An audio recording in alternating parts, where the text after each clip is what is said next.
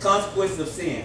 If you are sinning, if you are hating, if you are not true in your heart, there will be consequences of sin. But the good news is that once you realize that you've run afoul of a relationship with God and you repent, God is willing to come alongside you and show you the roadmap to restoration. And that's what he said, you're gonna go through this. And David's a smart guy, because he could have been chased by some people. He could have had famine, but he chose pestilence. He said, okay, the Lord's gonna punish us. See, I don't want to leave myself in the hand of man for man to decide what kind of mercy and justice I'm gonna have. I'm just gonna fall back on the Lord and trust that the Lord is gonna help me. Now, let me see, how do we apply this to our life? Well, when we sin and we fall short, we get a couple of options. We can be like Adam and Eve. We can go running and hiding and peeping in the garden, and God's looking for you where you at. Or you can be like David. You can go stand before God and say, you know what, Lord, I done failed. I done failed short. I need your help. I need some restoration. Could you please apply the blood to me and cleanse me up?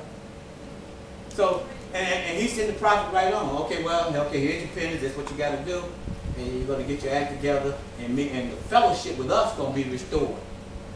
You know, that's a beautiful thing, that the Lord is willing to restore us when we have fallen short because of his love and mercy. And this is what the third point is, that we can count on God's love and mercy. Yeah, I done wrong.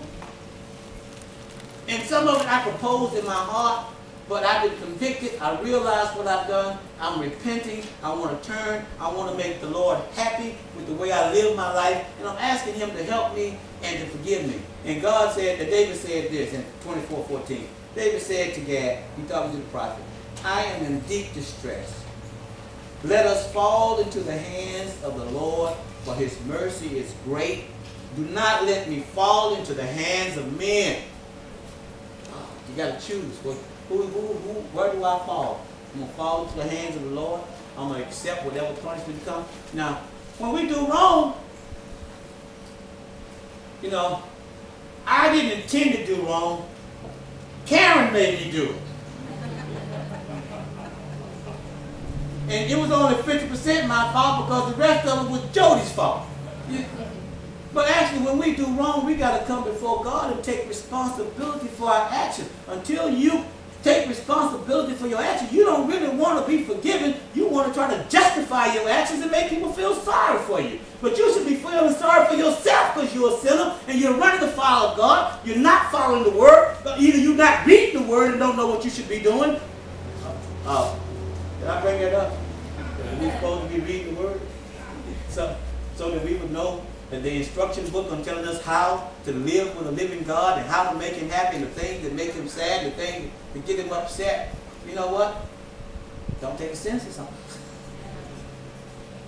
And if you do it so that the Lord's going to be glorified. See, that's the real ticket in life. Whenever you do an action, the result you should be looking for is, will God be glorified? And whenever the answer is yes, you can go right ahead and do it. You know, a lot of people are like, well, let me pray about this. Well, you don't have to pray if God's going to be glorified. If God's going to be glorified, do it. How could you rob him of the glory? Now, if you're going to be glorified, then pray. And pray hard.